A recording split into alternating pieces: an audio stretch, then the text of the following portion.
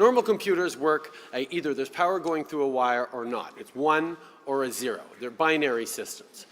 What quantum states allow for is much more complex information to be encoded into a single bit.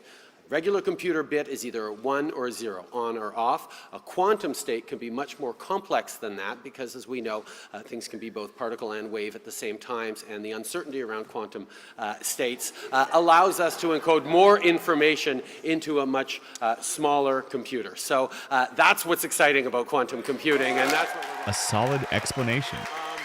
Or should I say, a quantum leap in clarity. Why? He used simple words. He starts from a familiar concept, binary computers, and then moves on to the unfamiliar, quantum computing. By contrasting normal and quantum computers, listeners can understand the difference. And he showed why this abstract topic matters in the real world. Ever feel like life is just one long game of explain yourself? Whether you're persuading your boss, helping a friend understand Bitcoin, or just getting your kid to eat vegetables, we're always explaining something to someone. Yet, for all the school subjects we've sat through, no one ever taught us how to explain things well. And that's a problem because a great explanation isn't just useful, it's powerful. And what if an audience wants to go deeper? Then don't just simplify, build curiosity, and guide listeners step by step. Let's see how a famous YouTuber, Grant Sanderson, explains Bitcoin. What does it mean to have a Bitcoin? To get there, and to make sure that the technical details underlying the answer actually feel motivated, what we're going to do is walk through, step by step, how you might have invented your own version of Bitcoin. We'll start with you keeping track of payments with your friends using a communal ledger, and then as you start to trust your friends and the world around you less and less, and if you're clever enough to bring in a few ideas from cryptography to help circumvent the need for trust, what you end up with is what's called a cryptocurrency. Notice how Grant breaks Bitcoin into parts. He focuses on what matters to his audience. What makes a cryptocurrency? If an audience doesn't know what a cryptocurrency is, they'll be confused if you explain the difference between Bitcoin and Ethereum. And Grant doesn't just define Bitcoin, he builds understanding step by step, starting from a simple ledger system. Instead of dumping facts, he invites the audience to think like an inventor, using a guided discovery approach. By gradually introducing trust issues and cryptographic solutions, he makes each step feel necessary and intuitive. The result? A deeply engaging explanation that sticks. When I compared 50 world-class explanations with 50 typical ones, the difference wasn't some secret ingredient. No single trick flips the understanding switch in your brain. Instead, great explanations work like a perfect dish. It's the right ingredients, combined beautifully, that make you go, "Oh, now I get it." Indeed, let's contrast this with a typical explanation of Bitcoin. Bitcoin is a protocol. Where email is a protocol for sending messages over the internet, Bitcoin is a protocol for sending money over the internet. The Bitcoin protocol defines the rules of a payment network called Bitcoin that uses a currency also called Bitcoin to pay computers around the world for securing the network. See the difference? The typical explanation sounds like it came straight from a textbook. It's technically correct, but it drops the audience into the deep end without a life jacket. No build-up, no real-world connection, just a flood of jargon. Meanwhile, Grant's approach feels more like a guided tour. It's storytelling, not just lecturing. Instead of handing you a finished puzzle and saying, "Here, memorize this," he gives you the pieces and helps you put them together yourself. That's what makes it click. And what's a good way to explain individual components? Don't worry if you don't know fancy animation. Let's hear an excellent explanation of what is accounts receivable. Here, I'm giving you a widget. Here's your widget. It's $10. This is $10, okay? You don't have money for it? You're going to give it to you tomorrow. Why don't you just get this widget tomorrow then when you have the money? You need it now? You're going to pay me tomorrow, right? Okay. So I'm going to front you $10 widget and you're going to owe me $10. So I'm going to have an account receivable for $10. You owe me. I have a receivable. Clear and effective. Why? Because he doesn't just tell you what accounts receivable means, he shows you. Instead of diving into a textbook definition, he uses a simple example. And notice the clever use of a prop? It instantly turned an abstract concept into something tangible. That small detail makes it easier for viewers to visualize and remember. Plus, the dialogue keeps it engaging, almost like a mini-skit. The dialogue also helps us understand why businesses use accounts receivables. Sometimes people need goods but can't pay for them yet. Compare that to a typical explanation. And what is account receivable? This is an asset account which businesses set up to help them track amount customers owe to them.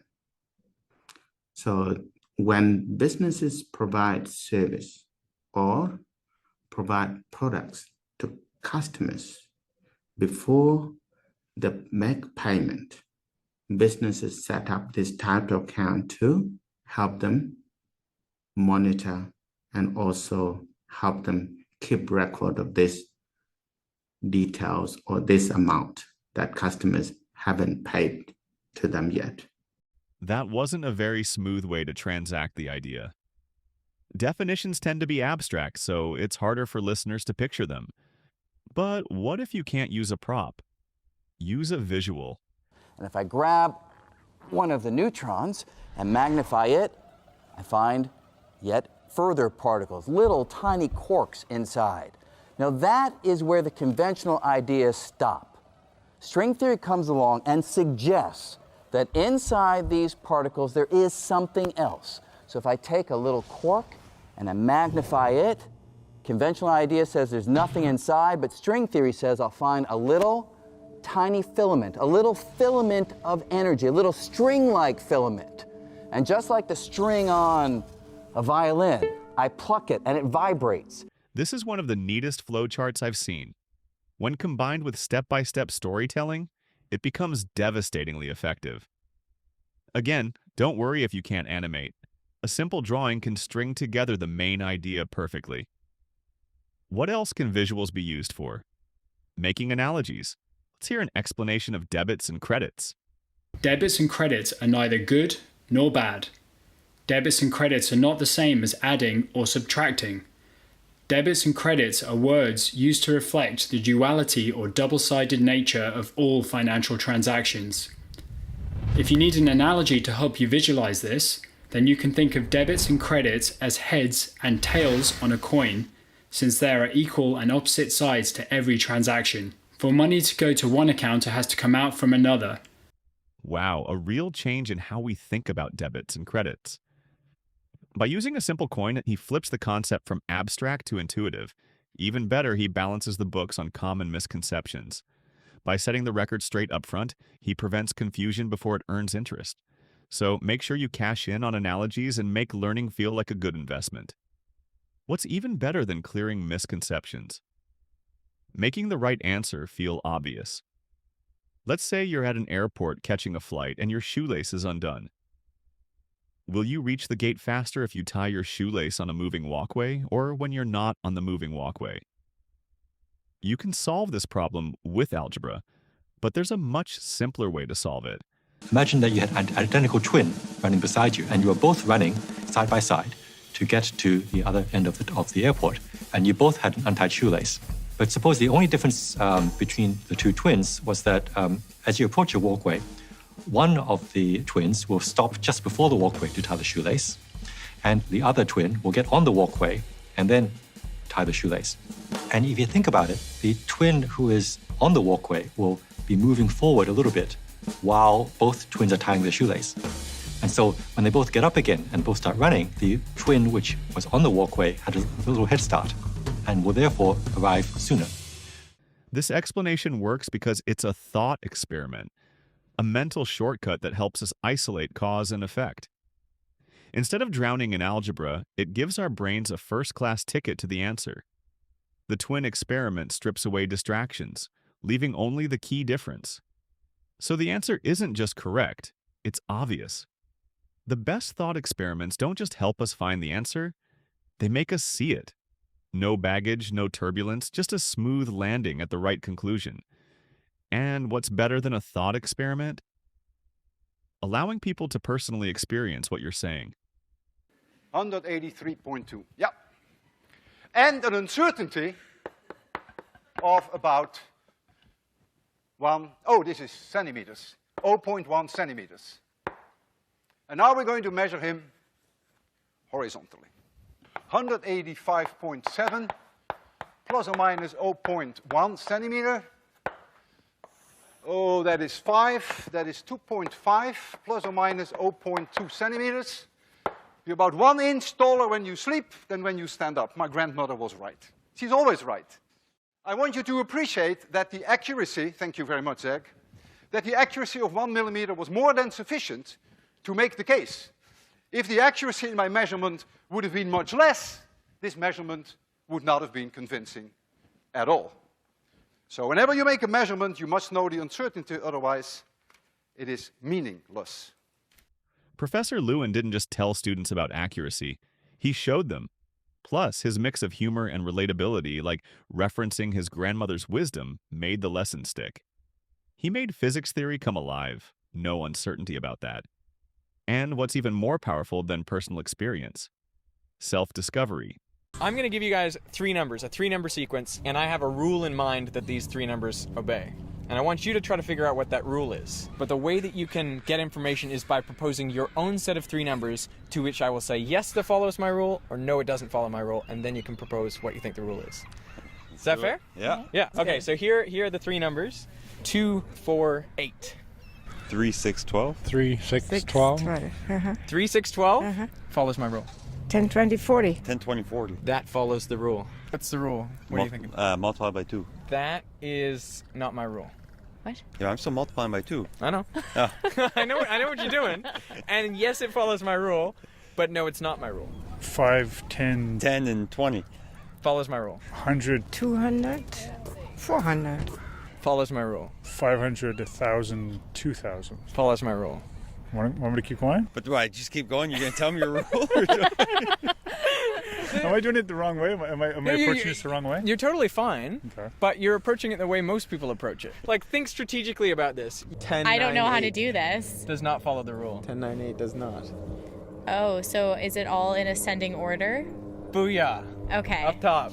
Yes, first that ones what it to get is? it. You guys nailed it. That's the rule. That's always- the rule. Increase numbers in increasing order. I was looking for you guys to propose a set of numbers that didn't follow your rule Right. and didn't follow my rule. I was looking for you guys not to try to confirm what you believe. You're always asking something where you expect the answer to be yes, right? Like you're trying to get at it. Yeah. But instead you want to get the no. You want to get the no because that's much more informational for you. So I think we should do that in all aspects of our lives. If you think that something is true, you should try as hard as you can to disprove it. Only then can you really get at the truth and not fool yourself. This guy makes people go on a wild goose chase for the truth. The learning process is frustrating, but it's memorable. When people guess their way to the truth, a light bulb goes off. They now know they need to look for evidence to prove themselves wrong. Self-discovery engages areas tied to emotion, memory, and decision-making. Our brains form stronger and vivid memories, making the lesson impactful. A typical explanation is like music without melody, but a world-class explanation is like a well-conducted orchestra. Just as an orchestra's success relies on the musicians following a conductor's guidance, a great explanation requires a careful balance of elements.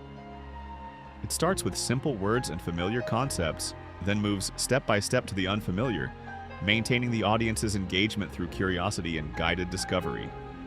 The use of analogies, props, and humor keeps the explanation engaging, while breaking down misconceptions and inviting the audience to self-discover reinforces the learning. Every element works in sync to create a clear, powerful message that sticks. And just like skilled conductors adjust to their musicians, a great explainer adapts to their audience, gauging when to be concise, when to elaborate, and when to let curiosity take the lead.